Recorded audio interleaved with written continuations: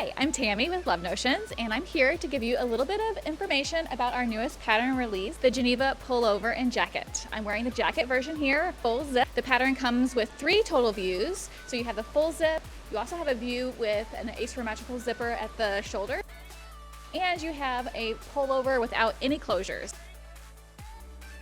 I love sneak peeking my process as I'm working on it in our Facebook group, and one comment we kept getting a lot was people hoped I was going to do a course with it. I have decided to put one together for you guys, so I'm going to tell you a little bit about the Geneva course that you can get with the pattern release. I'm going to hold your hand through every step of the way through all 3 different views. So this pattern can be a little tricky because we do have zippers, and I know how zippers can be intimidating to some people. So we've got the full zip view and the asymmetric zip. But we also have an option for zippers at the pockets.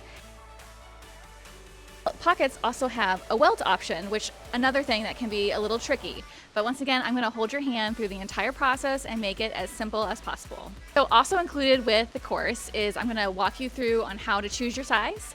I'm going to cover a couple of common pattern adjustments. And of course, we're going to talk about fabric. I mean, everybody's favorite topic, especially these days when our resources are so limited, we have to rely on each other on what fabric to get. So I've got a selection of fabric I'm going to show you what would be perfect for the Geneva, and I'll share some of those resources with you. Whether you're an experienced sewist or someone who's new to sewing with knits, this course is going to give you the confidence to sew your own Geneva, whatever style you choose.